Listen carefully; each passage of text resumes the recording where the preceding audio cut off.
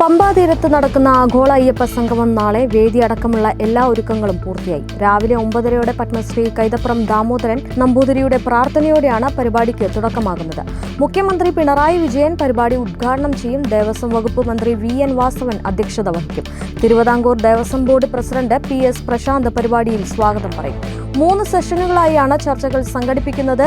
VVIPകൾ അടക്കം 3000-ലധികം പ്രതിനിധികൾ പങ്കെടുക്കുന്ന പരിപാടിയിൽ ശബരിമല മാസ്റ്റർ പ്ലാൻ, ശബരിമലയിലെ തിരക്ക് നിയന്ത്രണം, തീർത്ഥാടന ടൂറിസം ഉൾപ്പെടെയുള്ള വികസന പ്രവർത്തനങ്ങൾ ചർച്ചാ വിഷയമാകും. 3500 പ്രതിനിധികൾക്കുള്ള ഇരിപ്പിടമാണ് പ്രധാന വേദിയിൽ ഒരുക്കിയിട്ടുള്ളത്. പാനൽ ചർച്ചകൾക്കും ഭക്ഷണശാലയ്ക്കും പന്തലുകൾ ഒരുക്കിയിട്ടുണ്ട്. 300 ടൺ ശേഷിയുള്ള ശീതീകരണ സംവിധാനമാണ് ഓരോ പന്തലിലും ഒരുക്കിയിട്ടുള്ളത്. വേദിയോട് ചേർന്ന് ദേവസ്വം ബോർഡ് ശബരിമല ഐതിഹ്യവും ചരിത്രവും പറയുന്ന സ്റ്റാളുകളും ഒരുക്കിയിട്ടുണ്ട്. സംസ്ഥാനത്തെ വിവിധ മന്ത്രിമാർ സംഗമത്തിൽ പങ്കെടുക്കുന്നുണ്ട്.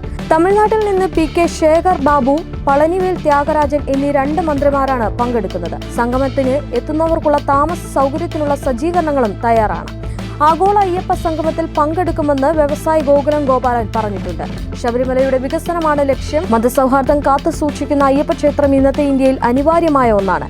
എല്ലാ മതസ്ഥർക്കും ആത്മീകമായി പോയി പ്രാർത്ഥിക്കാനാകുന്ന ഇടമാണ് അയ്യപ്പ ക്ഷേത്രം. എല്ലാ മതങ്ങളുടെയും സൗഹാർദ്ദം സൂക്ഷിക്കുന്ന, എല്ലാവരെയും ഒന്നിച്ചു നിർത്തുന്ന ഇത്തരം സംഗമങ്ങൾക്ക് നമ്മൾ പ്രാധാന്യം നൽകണം. അത്തരം പരിപാടികൾക്ക് എല്ലാവരും സഹായ സഹകരണം ചെയ്യേണ്ടതുണ്ട് എന്നും പ്രോത്സാഹിപ്പിക്കേണ്ടതുണ്ട് എന്നും അദ്ദേഹം പറഞ്ഞു.